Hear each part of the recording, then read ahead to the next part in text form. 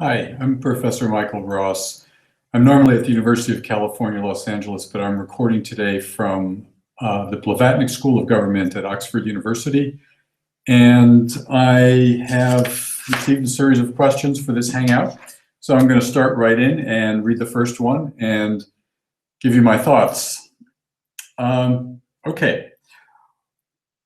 What is your view of the idea that Western countries should stop importing natural resources from countries that are not accountable to their citizens, as argued by Leif Wenar in his new book, Blood Oil?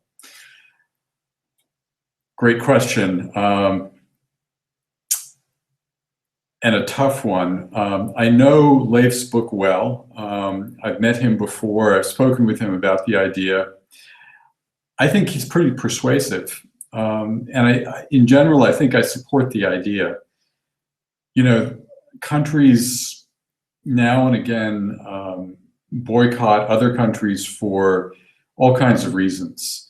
There have been trade boycotts in the past against apartheid South Africa, apartheid Rhodesia, against Iraq, against Libya. My country, the United States, had a trade embargo until recently against Cuba for many decades.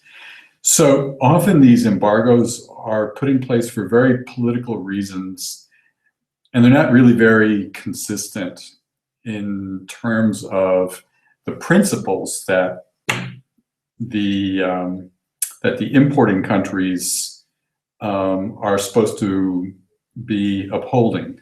So instead of saying, well, all countries with bad human rights, we are not going to import things from them, they say, well, the countries that we don't like for one reason or another, or it's not in our geopolitical interests to support for one reason or another, we're going to put an embargo on them, but then we're going to ignore the countries that are just as bad, but they're our friends.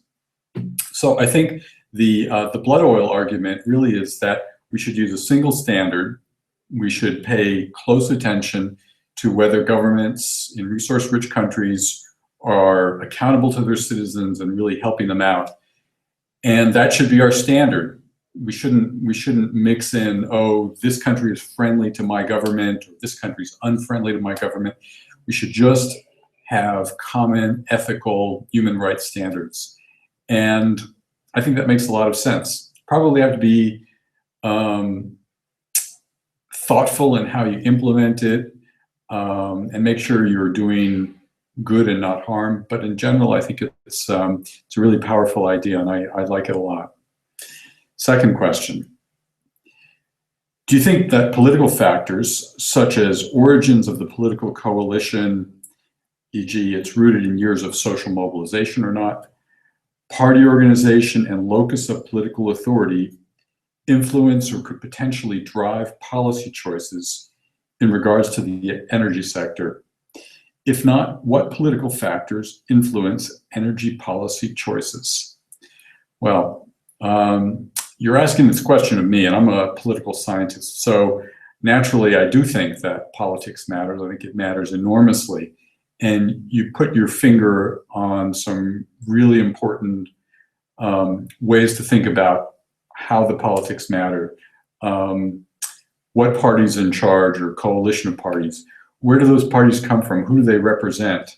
What is their history? What is their ideology?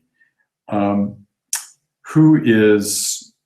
there powerful commercial interests? Are there powerful companies or wealthy individuals who might not be formally represented in government? They might not have ministerial positions. They might not be in parliament, but they are deeply influential. What role are they playing? These are all kind of central questions in the kind of research that I do and the kind of research that happens in political science. The answers vary a lot from country to country. Some countries have governments that are almost completely, or I should say deeply, beholden to powerful interests. Other countries, they have governments sometimes that are a little more insulated from the most rich and the most powerful, and try to pay more attention to voices of certain constituencies. In thinking about this, as central as I think politics is, as central as I think all of these factors that you mentioned are, it's also important not to lose sight of the importance of ideas and understanding, because I see it all the time. Sometimes an important idea will take root in a country. For example, a concern about climate change and carbon emissions. It might not be in anybody's special interest. It might not be that anybody, when you start putting these policies in place, anybody's particularly going to get rich from them. But if enough people have an understanding and appreciation of these issues, it can really shape policy in important ways. And we see that in lots of countries now. Lots of countries that have, for example, put significant taxes on fossil fuels or remove subsidies from fossil fuels, that are tightening up all kinds of emission standards and maybe building standards, infrastructure standards. They're doing more to protect forest resources. So politics matters, but it's not only about politics. Politics can be influenced by ideas. That's my view. Okay, next question. And this is kind of a key question, and it brings up topics that I see in some of the other questions. So let me kind of bracket that at the outset. Is the absence of good governance and transparency measures, or in the absence of those measures, what contributes to the corruption in the producing countries of natural resources? In other words, if you don't have good governance and transparency, how do you explain corruption? And then some of the other questions ask sort of the same, try to get to the same point, but from a different angle, saying, if you don't have good governance and you don't have transparency, how do you reduce corruption? What can you do? Well, there's no single answer that seems to work in all countries. But we do know from historical experience that corruption can be reduced and has been reduced in many places. In my own country, in the United States, corruption was as bad as anywhere in the world 100 years ago.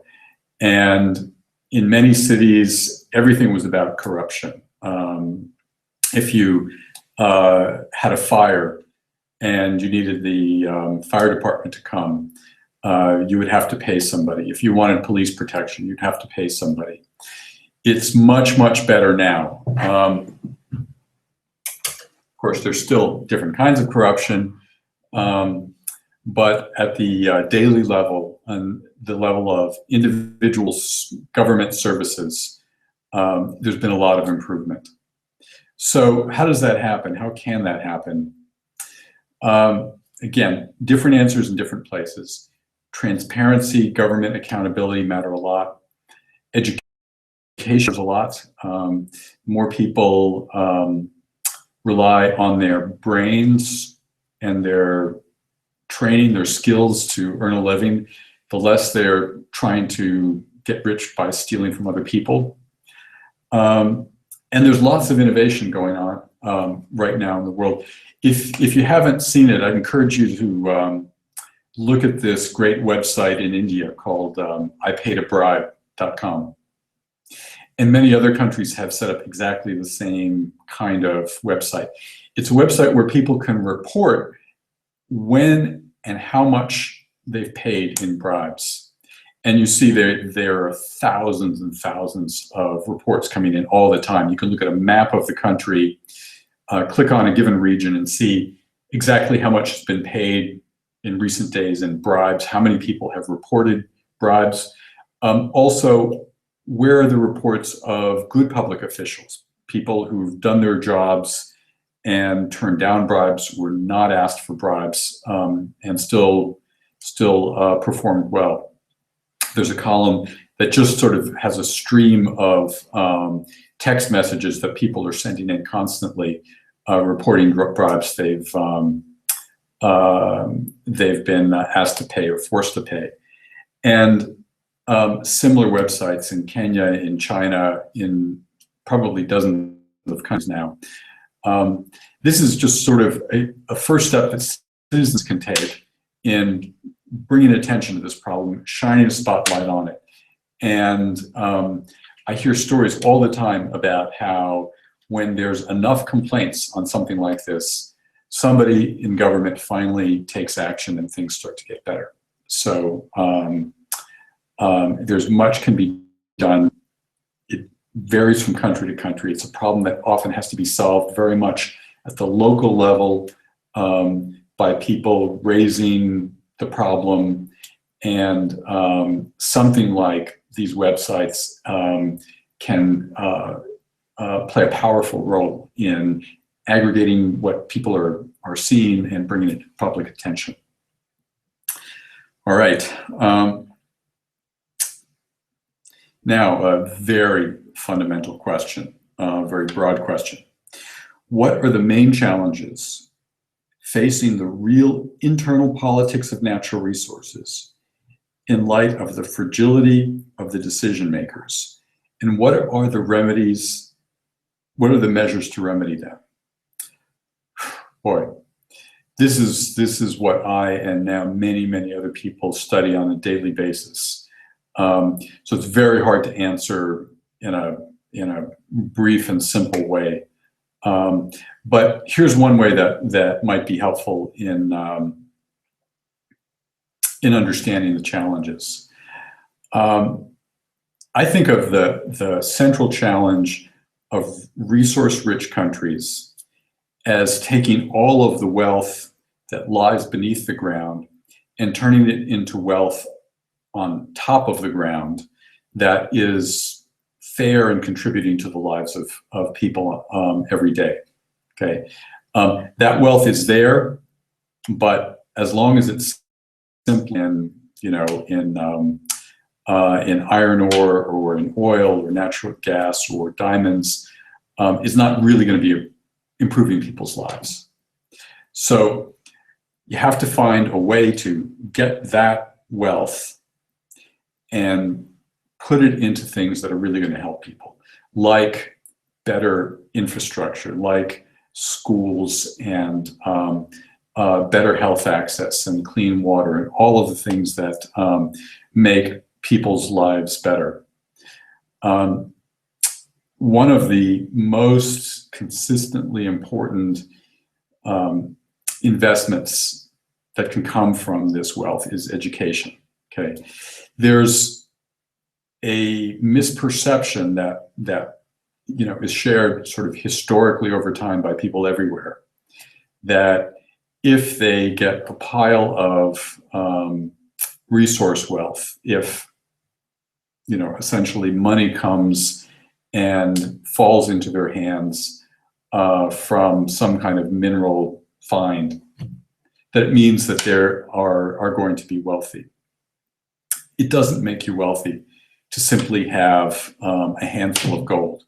What makes you wealthy is having skills, having education. Okay, these are the ways that people build better lives. These are the ways that people can really help their families and help their communities. Money comes and goes, but money in itself can't do anything. And these large windfalls, unless they are turned into real things that help real people on a daily basis, like the things I was talking about, schools, health, infrastructure, meeting public needs, then they're really not going to do much good. So that is sort of the basic problem. But as you know from being a concerned citizen and taking this course, making that transition from this below the ground wealth to the above the ground wealth is very complicated, and it means that much has to happen. And the part that I focus on, it means that governments have to do their job well. There are 1,000 ways that governments don't do their jobs well, and nobody gets it right the first time. Okay, you have to solve a whole series of problems if you're going to take that windfall and turn it into something useful. The economist Alan Gelb, I thought, had a great way of thinking about this. That is, having natural capital, having some kind of resource wealth, doesn't really help unless you have a couple of other types of wealth. One is wealth in human capital, that is education. People need to be educated and smart. And you need to have what he calls institutional capital. You need to have institutions, governments that work well. With those other things in place, then yes, you can make good use of that resource wealth. If those things aren't in place, you need to find ways to build them up with those mineral and natural resource revenues that you get. Okay, and that is, there's no quick and easy solution overnight. I wish if there were a secret formula, I would give it to you. Okay, but from speaking as a representative of the many people who study this and try very, very hard to find the solutions, there just are not simple and easy answers. There are guidelines which you are generally learning about in this course, guidelines that can help people in many, many different conditions. But you yourselves are going to be the experts in the local problems that you face and the local solutions that you need to develop based on these principles. Okay, let me see if I can address a few more questions and maybe add to that a little bit. Okay, so question specifically from Sierra Leone. Thank you for your lecture. My country, Sierra Leone, is a small country in the west coast of Africa with lots of natural resources. But this country still remains one of the poorest on the planet. Natural resources are destabilizing politics to the extent that everything is politicized in my country. With all the good initiatives and treaties that we're part of, our leaders still sign bad deals and contracts and keep them secret. Transparency and accountability are still very poor, thereby increasing corruption levels in all sectors. What do you think is responsible for this curse, and how can we achieve a turning point in this country? Wow. I wish I had an easy answer for you. I will say that I think in some ways Sierra Leone has been at a turning point and has even passed a turning point in recent years. With the end of the Civil War, with the development of a much more peaceful society, with the successful management of this horrible public health crisis, Ebola, with many, many challenges of democratic elections that have been well met. Things are much better today than they were 10 years ago, vastly better than they were 20 years ago. I think in 10 years from now and 20 years from now, they'll be a lot better than they are today. Getting there is slow, it's not easy. But the kinds of things that people need to do, reporting corruption, participating in things like elections, trying to bring transparency about on a day-to-day level and piece by piece, promoting community development, all of these things, these are the building blocks of great change. And you can see this historically. I mean, the countries that that today make up the advanced industrialized world, places like Japan and Germany, were completely destroyed by war in the 1940s. They were nothing but rubble for many years. And the people were in almost an identical situation to what people in Sierra Leone were facing in the last, over the last decade. So reconstruction is a slow process, but it has happened. And as long as peace is maintained, most countries recovering from civil war can actually go on and become relatively prosperous and can do all the things that are really essential to building a successful society. Let me just repeat again what I said before, though. It sometimes seems like, how can things be so bad when we have all this natural resource wealth? And Sierra Leone does have this remarkable resource wealth, in addition to having tremendous agricultural wealth and great conditions for agricultural development. In a sense, it's an illusion until that mineral wealth is turned into real wealth that people can use. And by that I mean schools and health and other things that empower people on a day-to-day basis, that allow them to earn a decent living. Until that happens, the diamonds, the gold, the iron ore, the tin is just meaningless. It's just a bunch of rocks. Okay. So I wish I had easy answers. I wish there were a secret door to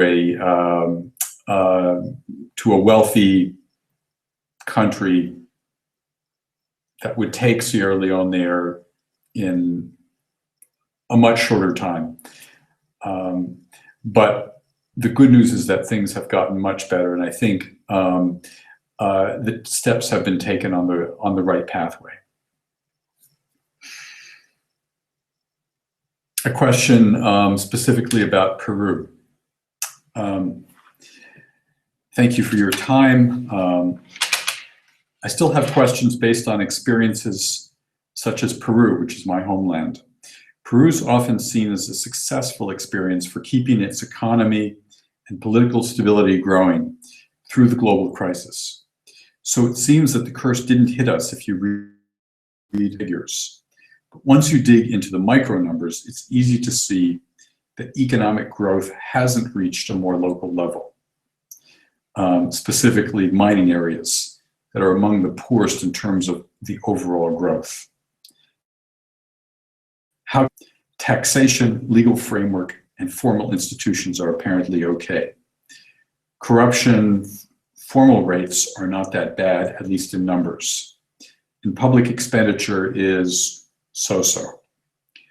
Why then social conflicts related to extractive industries keep growing in number and intensity? How can we take the decision chain down one step and apply it to local economies? Is it possible at all?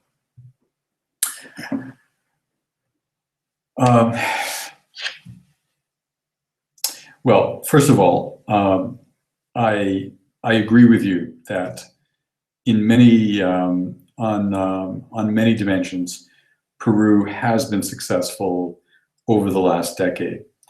Peru also emerged from a terrible civil war, perhaps 20 years ago. And since then, the society has been rebuilt, and rebuilt in many successes. I've had the privilege of visiting Peru a couple of times, and among the things that impressed me, not only the resourcefulness of the people, but the awareness of the challenges that come from having a society where so much is based on extraction. And Peru, with its deep and remarkable historical experience, is also an example of how natural resource wealth in the past does not necessarily mean prosperity today. Hundreds and hundreds of years of mining resulted mostly in wealth being taken out of the country and enriching other people in other countries, or enriching just a very small number of people, just a few elite. So the challenge today is to do something different. And I've been impressed by the depth of local organization all around the country, in regions, even in very remote areas, how much people recognize the difficulty they face and how much they are organizing in order to demand better outcomes, especially in mining affected areas. Now, I just checked before I signed on to do this Google Hangout. At latest count, there were 39 conflicts, ongoing conflicts in Peru around extraction sites. Okay, it's quite a bit. But it's not necessarily fine. In fact, the places that worry me the most are places where you have extraction going on in low-income regions, and there is no demand. There is no conflict in the sense that local people are not standing up for their rights, or they're being repressed and they are afraid to mobilize, or they're so isolated. They're kept out of the extraction enclave and don't even know what is being taken away and what is being lost to their communities. So I take it as a modestly optimistic sign that I see many communities mobilizing in Peru, demanding more jobs, better environmental protection, demanding that they be compensated for land that is taken or land that is damaged environmentally, communities that are concerned about water, that are demanding that they get roads and they get schools and training. You know, companies sometimes will do these things without being forced to, but often it doesn't help their bottom line. And having an organized community can really make a difference. So, so I think you're right to frame the question in terms of many ways that Peru has made progress. You're right to, and I appreciate your acknowledging. Sorry, I'm in an energy efficient office where the light goes off automatically if I'm not moving around enough, so I have to switch it back on. So my students tell me I'm a boring lecturer because I don't move around enough. So you can see that's true here too.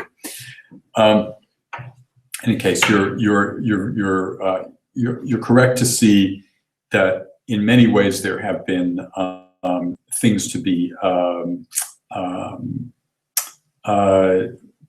admired in the case of Peru, including the recovery from civil war.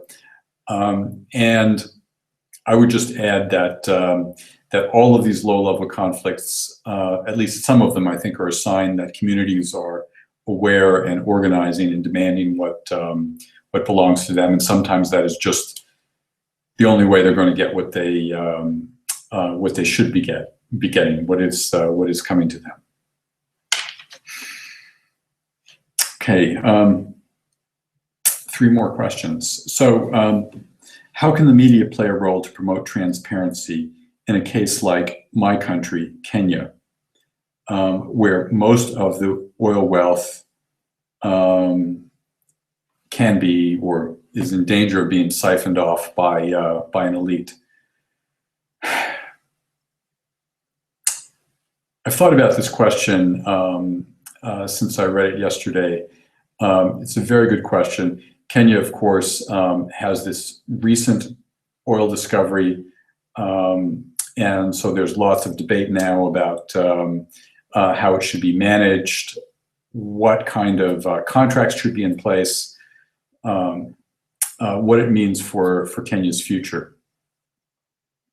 Let me highlight a couple of things that I think are useful to bear in mind for the media. One is to think about the recent experience of Ghana, where the discovery of oil about 10 years ago did lead to lots of public attention, lots of media attention, but perhaps a misperception about just how much was there and just what it might do for the country.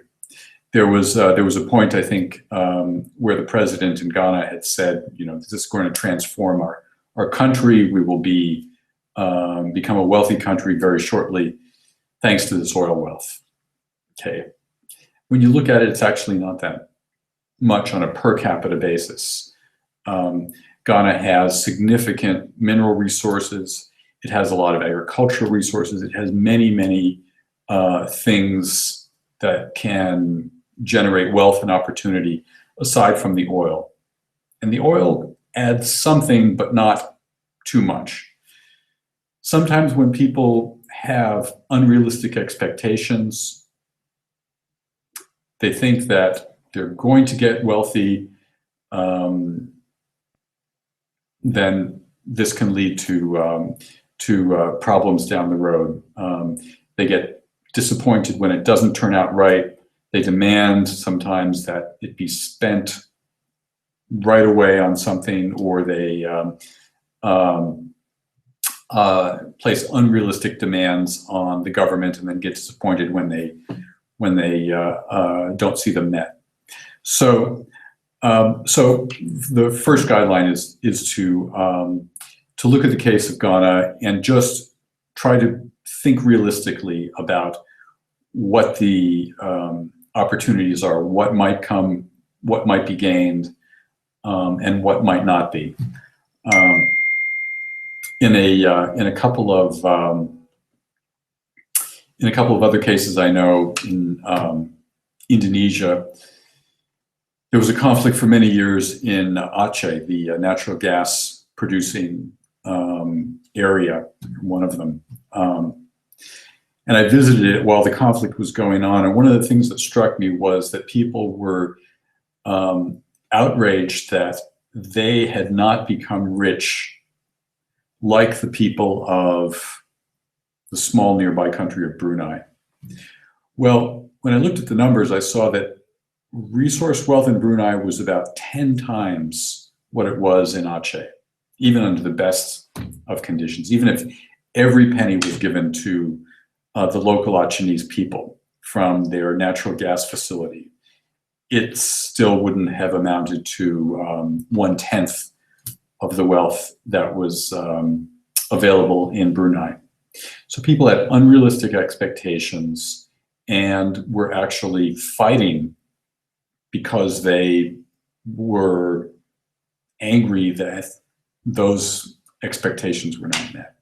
Okay, so keeping a realistic perspective, I think, is valuable. A second thing might be to look for positive examples. Positive examples where resource wealth is being turned into the kind of things that people need, the kind of services and facilities and infrastructure that people need. So often we see in the media the words resource wealth or mineral wealth or oil wealth always paired with corruption and stealing. And that is true many times, but if you say it so often, you kind of lose the idea of how to do it right. Turning resource wealth into true livelihood improvements for people is difficult and can go wrong for corruption, for political reasons, but also for many other reasons. Sometimes it's just hard to do. Okay, logistically, there are great challenges. Learning how to do things for the first time, or learning how to do things well, just takes experience. Sometimes you are inevitably going to fail before you succeed. Okay, so there has to be also some attention to some positive examples where things have gone well, in addition to warning people about how things can go wrong. Okay.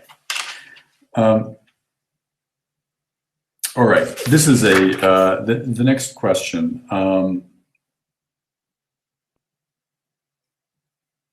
The next question is a very good one, and it states as follows. Could you please elaborate how the international behavior of governments from consuming countries, like an importer of oil, is affected by the resource wealth of another government? E.g., do they tend to be more complacent to ensure energy supply and thus energy security? I'm going to combine that with another question that remains. It's quite evident that looting from poor and resource-rich countries is banked in developed countries, some of which are setting the standards for compliance on governance issues. We have also witnessed cozy relationships with leaders of highly developed countries and states that are resource-rich for ideological reasons. Is this a precedence for convenience or ideology? And why do the developed countries show no remorse for this behavior?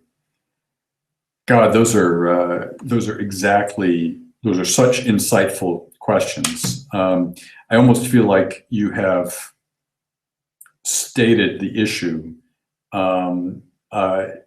so clearly. I don't know what to add, but just in case it's not clear to everyone, the countries that sometimes back big transparency initiatives, big anti-corruption initiatives, countries that hold themselves up as examples of good governance, like the UK and the US, okay, where many good things have happened.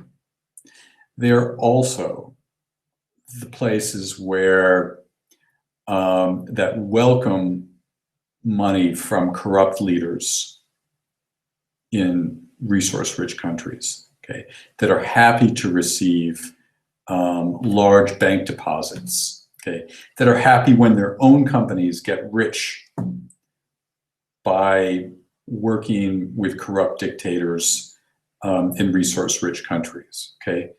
There's a deep hypocrisy in my country and in the countries, in the governments of many wealthy, developed countries. Okay, and it's easy for us, for my government, for example, to lecture other countries about good governance while ignoring all of these other more insidious forms of corruption. In fact, I tell my students when I